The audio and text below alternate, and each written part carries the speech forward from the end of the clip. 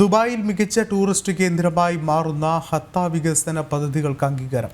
53,000 ചതുരശ്ര മീറ്ററിലാണ് വൻ വികസന പദ്ധതികൾ നടപ്പിലാക്കുന്നത്. ദുബായ് കിരീടാവകാശിയും എക്സിക്യൂട്ടീവ് കൗൺസിൽ ചെയർമാനുമായ Sheikh Hamdan bin Mohammed bin Rashid Al മക്തൂമാണ് ഇതുമായി ബന്ധപ്പെട്ട് അംഗീകാരം നൽകിയത്.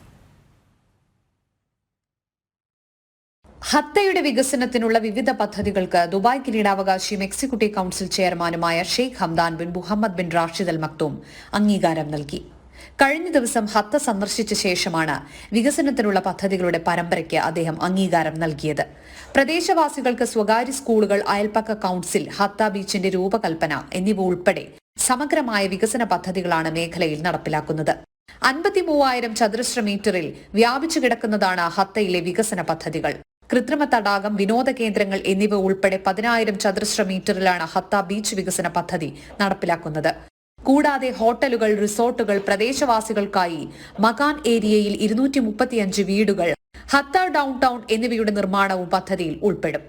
70 വാണിജ്യ യൂണിറ്റുകളും മറ്റ് വിനോദ കേന്ദ്രങ്ങളും ഉൾപ്പെടെ 1,46,000 ചതുരശ്ര മീറ്ററിൽ വ്യാപിച്ചു കിടക്കുന്ന ഹത്ത സൂഖിന്റെ നിർമ്മാണം ഉൾപ്പെടുന്ന ഹത്ത മാസ്റ്റർ ഡെവലപ്മെന്റ് പ്ലാനിന്റെ ആദ്യഘട്ടത്തിന്റെ നടത്തിപ്പും അദ്ദേഹം വിലയിരുത്തി. ഹത്ത പൈതൃക ഗ്രാമത്തിൽ നിർമ്മിക്കുന്ന മറ്റ് ആകർഷണങ്ങളും ലീം ലേക്ക് ഏരിയയിലെ മറ്റു വികസന പദ്ധതികളും മേഖലയിൽ നിർമ്മിക്കുന്ന 330 നിക്ഷേപ അവസരങ്ങളെക്കുറിച്ചും അദ്ദേഹം ചോദിച്ചറിഞ്ഞു. മറ്റ് സ്ഥാപനങ്ങളെ കൂടി ഉൾപ്പെടുത്തി സുപ്രീം കമ്മിറ്റിയുടെ മേൽനോട്ടത്തിലായിരിക്കും ഹത്തയിലെ എല്ലാ വികസന പ്രവർത്തനങ്ങളും പൂർത്തീകരിക്കുകയെന്നും അദ്ദേഹം പറഞ്ഞു. ദുബായ് അർബൻ പ്ലാൻ 2040 മുന്നോട്ട് വയ്ക്കുന്ന ലക്ഷ്യങ്ങൾ സാക്ഷാത്കരിക്കുന്നതിന്റെ ഭാഗമായാണ് ഹത്തയിലെ വികസന പ്രവർത്തനങ്ങൾ.